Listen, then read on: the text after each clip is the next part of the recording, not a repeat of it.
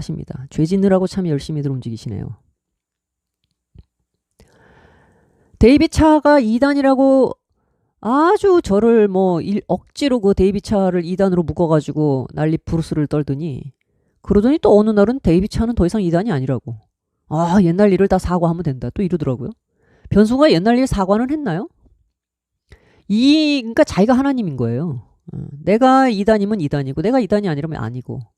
그것도 여론에 의해서 대세가 흘러가는 것을 딱 눈치를 봐가지고 거기 살짝 올라타가지고 이런 식으로 아주 그냥 간교하게 이렇게 행동하면 되겠습니까? 하나님의 말씀을 지킨다고 하는 목사라는 타이틀을 걸고서. 자, 이렇게 이제 야단 법석을 했었는데요. 이제 불과 석 달 만에 갑자기 변승호가 2단이라고 이제는 불호령을 하기 시작합니다. 제가 볼 때는 분명히 이게 변승으로 인해서 조만간 전광훈 목사가 2단으로 규정될지 모른다 하는 상황을 눈치챈 것 같습니다. 그렇지 않고서는 갑자기 이렇게 태도를 바꿀 수가 없죠. 그렇다고 전광훈 씨가 뭐 변승으로 갔다가 뭐 목사가 2단이 아니다 기다 뭐 이런 얘기 한 적이 있습니까? 태도가 여전히 똑같아요. 근데 왜 헤세드가 지금 발을 빼고 몸을 사릴까요? 분위기가 심상치 않기 때문입니다. 더군다나 제가 지적한 대로 합동의 2단 대책위원장이 이 지금 전광훈의 2단성을 조사하는 8개 교단 전체 2단 대책위원회 협의회의 회장이에요. 그 사람의 의장입니다. 제가 우리 합동교단에 계시는 목사님께 여쭤봤는데 얼마 전에 대전인가 어디에서 다 모였다고 그러더라고요. 대전 어느 교회에서. 조사가 지금 계속 진행되고 있습니다. 저는 합동교단에 중책을 맡고 계시는 분한테 계속적으로 저 피드백을 받고 있습니다. 이 내용을. 어떻게 조사가 되고 있습니까? 이렇게 여쭤보면 요번에 어디서 만나서 나도 대전으로 내려간다. 이런 얘기를 다 해주세요.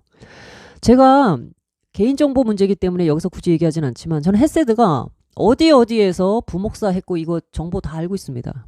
GMS 선교사 탈퇴했는데 그 사직한 혹시 그 내용이 어떤 문제가 있어서 파면을 당한 건지 아니면 스스로 사직을 한 건지 이런 거 다 알아봤습니다. GMS에다.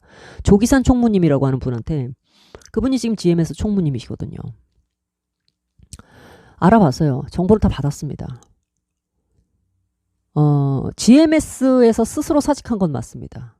어떤 다른 파면 사유가 있는 것도 아니고 다만 저하고 지금 같이 교제하고 계시는 합동교단의 김화경 목사님 말씀으로는 어차피 선교를 할 건데 왜 GMS에서 탈퇴했는지는 이해가 잘 안 된다. 이렇게 얘기하세요. 납득이 잘 안 된다.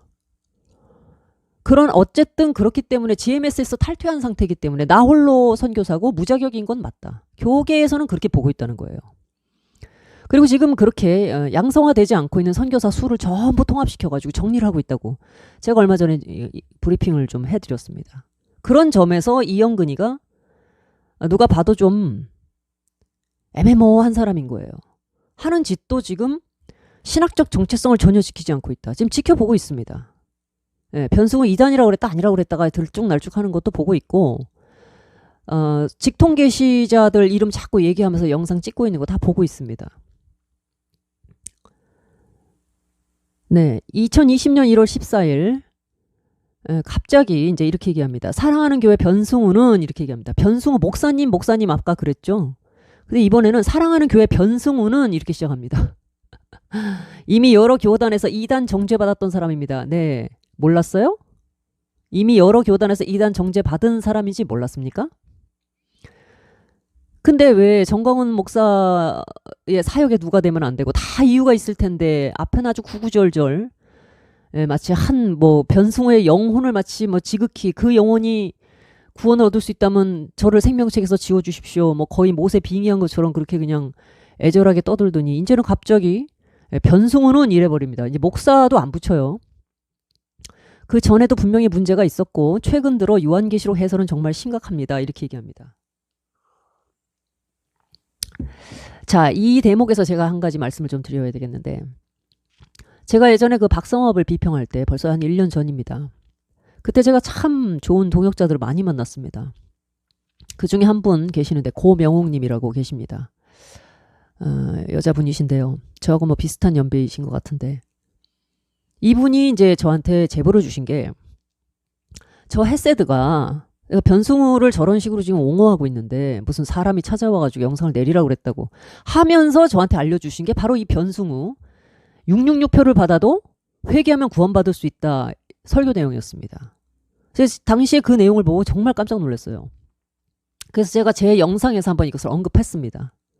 헤세드가 이거를 듣고 이 난리를 치는 건지 어쩐지는 모르겠어요. 제가 뭐 내 영상을 들었는지 아닌지 어디서 들었는지는 모르겠습니다만 어쨌든 제가 그것을 한번 언급을 했고 헤세드 저장소라고 할 만큼 헤세드에 대해서 제가 많은 영상을 올린 게 아마 저희 채널에 유일할 겁니다. 비평하는 게. 뭐 박성업에 대해서도 엄청나게 지금 헤세드가 몰아세우고 있지만 박성업 씨는 뭐 일단 대응을 안 하지 않습니까? 아예. 그리고 뭐 하르파전가 하는데도 둘이 그렇게 뭐 고소 고발한다고 싸우고 난리치더니 지금은 뭐 정광훈의 뭐 그늘 아래 둘이 어깨 동무하고 하는 것 같은 서로 선교사가 아니라고 난리를 치더니 이제는 뭐 나란히 어깨 동무하고 지금 뭐 같이 정광훈 할렐루야 만세하면서 가는 것 같은데 거기도 뭐 그렇게 됐고 뭐 생각하는 복음인지 뭔지는 저는 누군지는 모르겠습니다. 근데 뭐 건전한 것 같아요. 정확히는 몰라요. 그러나 이 건전하다라는 게 뭐 누가 그걸 기준으로 할 수 있겠습니까? 성경의 기준이지. 근데 어쨌든 이렇게 2단 변승우를 2단이 아니라고 그랬다가 2단이라고 그랬다가 하는 헤세드보다는 그 생각하는 복음이 훨씬 차분합니다. 진득하고 저는 뭐 내용을 정확히 보진 않았지만 하도 난리를 쳐가지고 한번 보니까 그 정광훈에 대해서 뭐라고 몇 마디 논평하는 거를 봤어요. 틀린 말 하나도 없는데요. 네, 틀린 말 하나도 없습니다. 적어도 이 헤세드처럼 갈라진 혀를 나불거리지는 않아요. 예. 이랬다 저랬다. 이건 부끄러운 줄도 모르고 하체가 다 드러나는 이런 짓을 어떻게 합니까? 저 같으면 가만히 있을 것 같아요. 그러나 본인이 알리바이를 만들어야 되니까 이 난리를 치는 겁니다. 변승우가 2단이 아니라고 그랬는데 혹여라도 그것 때문에 문제가 벌어지면 어떡합니까? 그러니까 얼른 태도를 바꾸는 거죠. 666표를 받았는데도 회개를 할 수 있다. 구원을 받을 수 있다. 이것만 심각합니까? 이것만 심각한 게 아니죠. 심각한 게 한두 개가 아닙니다.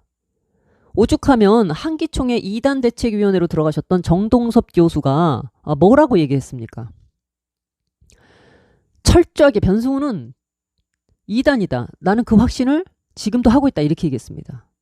졸속으로 막 2단 대책위원회 몰아붙여가지고 변승우 2단에서 해제시키려고 정광훈이가 그렇게 야단 법석을 했다는 거죠. 그래서 정동섭 씨가 막 정신없이 떠밀려가지고 했는데 보니까 내가 딱 들러리 선 꼴이다. 그래서 한기총에서 변승우를 2단 해제해주려고 했던 것도 유동근, 정동섭 두 사람이 거기서 탈퇴해버리는 바람에 정족수 미달로 2단 해제했던 거 무효됐습니다. 원천 무효됐어요. 원인 무효가 됐기 때문에 한기총도 지금 변승우를 완전히 2단 해제하지 못하고 그냥 여전히 2단 상태로 지금 걸려 있는 거예요. 그런 사람을 석 달 전에 정광훈 하나 믿고 그냥 까불치면서 정광훈 목사의 사역에 누가 되면 안 된다 그러면서 그 구독자들한테 사실 뭐 알랑방구 끼려고 그렇게 한 거죠. 본인의 하나님 말씀에 대한 지조와 정절을 내던진 사람입니다. 지조를 내던진 사람이에요. 이런 사람은 변사또한테 얼마든지 수청 들 수 있는 사람입니다. 그래서 뭐 11월 17일자 설교를 문제 삼아서 이렇게 하는 것은 제가 볼 때 이건 심각하게 그냥 오버하는 거죠. 호들갑을 피면서 난 이런지 몰랐는데 아주 심각하네 이렇게 호들갑을 피는 겁니다. 아니 지보다 못해서 그 많은 교단의 2단 대책위원회들 그 많은 교수들 신학적으로 연구하고 공부하시는 분들 전문적으로 그 일만 하려고 계시는 분들이죠. 그런 분들이 모여서 변승우에 대해서 그 많은 시간을 투자해가지고 2단으로 결의했을 때 그래서 차라리 그런 권위를 인정하는 겁니다. 그것이 교회가 뭐 공교회라는 말을 써야 될지는 모르겠습니다만 교회가 공식적으로 만들어 놓은 기구는 그렇게 해서 권위가 있는 겁니다. 근데 자기한테 찾아온 사람이 존귀한 분이고 유명한 분이고 정광훈 목사님의 권위, 그분의 권위가 뭔지도 모르니까 이런 헛소리를 짓거리고 있는 거 아니겠습니까? 네? 교단이 한 명의 개인, 한두 명의 개인을 세운 게 아니라 8개의 교단이 모여서 그 분야에 권위 있고 전문성이 있는 사람들이 계속 오랫동안 연구하고 많은 근거 자료와 비평을 가해가지고 결국 2단으로 판정한 겁니다. 그게 권위가 있는 거예요. 그게 권위라고 하는 겁니다. 어느 날 나한테 누군가가 덥석 찾아왔는데 나보다 유명하고 많이 쓰이는 분인데 영상 좀 내려라. 그래서 나 그분의 권위에 순종하기로 했다. 그게 권위입니까? 권위도 진리도 판단할 줄도 모르는 사람이에요. 어? 참 자기 하체나 좀 가리고 살았으면 좋겠습니다. 누구를 덮어주겠다고 이 짓을 하다가 결국에는 석 달 만에 이걸 뒤집습니까? 그 변승우 목사에 대해서 아주 속상해하는 사람들은 또 이 헤세드가 이럴 수가 있나 할 거 아닙니까? 그랬더니 또 아주 그 사람들을 또 비웃어가면서 내 영상이 긴데 그 잠깐 보지도 않고 또 댓글 다느냐고 거기서 또 아주 영웅 행세를 하더라고요. 정상적인 분들은요, 이 사람의 이런 꼴값을 뭐 때문에 저는 그렇게 거기서 보고 그러고 있는지 이해를 못하겠습니다. 막말로 변승우 목사를 추종하는 사람들은 누가 뭐라 그랬던 간에 그 사람 이단이 아니라고 생각할 거 아니에요. 그러면 기성 교회에 대해서 더 이상 컴플레인 하지 마십시오. 아니 변승우 목사가 기성 교회를 이단처럼 취급해 버렸었잖아요. 니들은 성령도 없다. 마른 뼈들이다. 응? 성령에 대해서 뭐를 아느냐. 그렇게 얘기를 했는데 그 기성 교회가 하는 짓을 보니까 이 사람 완전히 그 한국에 그냥 신사도로 다 끌고 들어오고 말이야. 그러니까 이단이라고 확정을 했어요. 당신네가 이단이 아니고 그 진리의 영으로 제대로 된 유일한 한국의 유일한 교회다 이렇게 생각을 하면 그냥 그 자부심 가지고 가면 되죠. 자기네가 마른 뼈라고 하는 그런 기성 교단이 뭐 자기네를 이단이라고 한들 무슨 상관입니까? 성령님과 하나님이 당신들 편이면? 왜 이단 문제에 이렇게 시비를 걸고 야단 법석을 하는지 모르겠다는 거죠.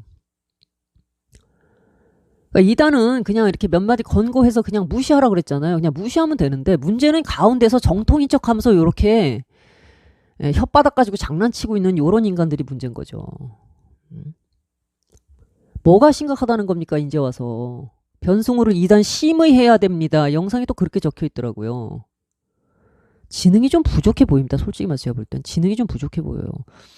이 9.2학번 당시 총신대 수준이 어땠는지를 알 것 같습니다. 지금 한동안 총신대 인기 많았잖아요. 그래가지고 뭐 삼수하는 사람들도 있고 그랬어요. 그 근방에다 고시원 얻어놓고 총신대 들어가려고 공부하고. 그러나 이영근 씨가 입학했던 9.2년 당시에는 총신대가 수준이 어땠는지를 제가 알 것 같아요.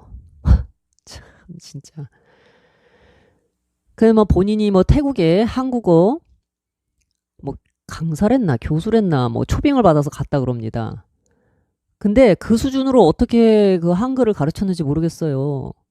역할도 아니고 역활이라고 써놓는 사람입니다. 역할, 역할.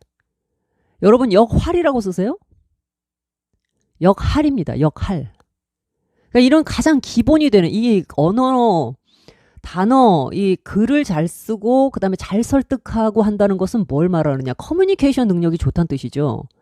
내가 가지고 있는 생각을 상대에게 잘 전달할 수 있는 능력이 있고 또 상대의 생각을 잘 끌어내고 잘 읽고 이해하고 공감할 수 있는 능력이 있다는 뜻입니다. 목회자들이 가져야 할 가장 기본적 소양이 뭘까요? 하나님과도 소통을 잘하는. 그러니까 하나님의 말씀에 능숙해야 합니다. 또 다른 사람의 영혼을 잘 파악하고 읽고 해야 됩니다. 능력 있는 엄마는 아이가 자신이 뭔가 불편하고 힘든 걸 표현하고 싶은데 표현할 방법이 없어 울고 있을 때 그 속을 잘 읽어내는 것이 참 좋은 엄마입니다. 그렇죠? 목회자는 그런 능력을 갖추고 있어야 된다는 얘기예요. 어딘가 불편하고 힘들어서 표현을 못하고 또 사실은 배가 아픈데 머리가 아픈 것처럼 착각하는 경우도 많거든요. 양들이. 그럴 때 당신 지금 머리가 아픈 게 아니라 배가 문제야. 그러니까 이걸 이렇게 하면 된다. 그리고 이런 증상이 나타날 땐 대부분 이렇기 때문에 하고 의사처럼 인간의 영혼을 잘 살펴줄 수 있는 능력이 있는 겁니다. 이렇게 되려면 어떻게 되느냐. 첫째, 내가 하나님께 그만한 치료를 많이 받고 그만큼 몸살을 알아봤기 때문에 어디가 아팠는데 어디가 어떻게 되고 하는 아팠고 치유됐고 하는 그런 과정들의 프로세스를 잘 이해하고 경험이 많은 사람이에요. 그러니까 하나님의 흔적, 주께서 나를 건드리시고 만지시고 했었던 흔적이 아주 많이 누적되어 있는 사람입니다. 여러분, 혀는요, 많은 주름을 가지고 있죠. 위도 많은 흉터를 가지고 있습니다. 많이 주름이 잡혀 있는 것이 부드럽고 유연해요. 그렇죠? 주름이 별로 없는, 뇌도 주름이 많은 것이 뇌를 많이 사용하고 머리가 좋은 사람입니다. 뇌에 주름이 없는 것은 아주 전능한 사람, 백치인 사람을 그렇게 얘기하죠. 예전에 진중권 씨가, 지금 한참 진중권 씨 아주 유명하죠. 진중권이가 그런 얘기를 했습니다. 낸시랭에게. 우리 낸시랭 씨는 뇌에 주름이 없이 그냥 이렇게 바짝 이렇게 아주 그냥 피부가 그냥 반질반질해서 참 좋겠어요. 이렇게 얘기했어요. 그게 칭찬일까요? 여자의 외모의 피부가 팽팽한 거는 자랑거리지만 뇌가 팽팽하다는 거는 그만큼 너는 참 백치구나 이 얘기거든요. 같은 얘기를 제가 이영근 씨한테 해주고 싶어요. 정말 뇌에 주름을 좀 잡고 사세요. 적어도 성경에 대해서 그렇게 막 떠들고 싶고 뭐 저한테도 뭐 그런 얘기를 좀 합디다. 정치 얘기만 하랬지 누가 성경 얘기 하랬냐. 성경이 네 저작권이 아닙니다. 그리고 성경을 읽어라 마라 이렇게 말을 하기 전에 본인이 성경적 가치에 부합하는 태도를 가지세요. 변승우가 이단이다 아니다? 그거 누가 나누는 겁니까? 첫째는 하나님의 말씀에 그것을 이미 판정하셨습니다. 둘째는 하나님의 말씀을 받들고 있는 하나님이 세우신 교단의 권위 있는 사람들이 모여서 아주 오랜 시간 연구하고 토의한 끝에 충분한 증거와 근거를 가지고 한 겁니다. 그것이 진짜 권위인 거예요. 최종 권위는 물론 하나님이시고 그 권위를 위임받고 있는 이 땅에서 보여지고 있는 권위자들이 실제로 있습니다. 그런 사람들의 권위를 인정하는 거예요. 그러나 모든 교회가 물론 개교회 이 개신교라는 것은 비록 교단이 있다 하더라도 각 개교회에 세워진 목회자들의 어느 정도 재량권이 충분히 인정되고 있는 상황이기 때문에 그래서 연합체가 이제 만들어지는 거죠. 우리 뭐 상설 기구를 가지고 뭐 예를 들어서 바티칸처럼 교회가 이것을 믿어야 한다라고 중앙에서 지령을 내려가지고 온 교회가 똑같은 동일한 내용의 기도를 하거나 똑같은 내용을 믿거나 무엇을 믿어야 할지 위해서 정해주거나 하는 우리는 그런 것이 아닙니다. 누구나 자신의 양심 안에서 신앙 양심 안에서 믿을 수 있는 자유는 있습니다. 개신교는 또 그런 게 있어요. 그렇다고 마음껏 네 맘대로 내가 믿고 싶다고 해서 다 믿는다고 그 믿음으로 인정받는 건 아닙니다. 그렇기 때문에 하나님께서 주신 권위 아래 그것에 대해서 충분히 그 은사와 기능이 인정받은 사람들, 그 사람들에게 우리가 그들에게 권위를 부여해서 이 사람들이 결정한 것을 우리가 존중하고 받는 겁니다. 그게 권위예요. 덜렁 어디서 누가 찾아와가지고 영상 내리라고 내가 그분의 권위에 존중합니다. 그게 권위입니까? 그러니까 이 사람들이 목사의 자격이 이 사람이 목사 자격이 없다는 얘기를 제가 하는 겁니다. 자, 여기까지 하겠습니다.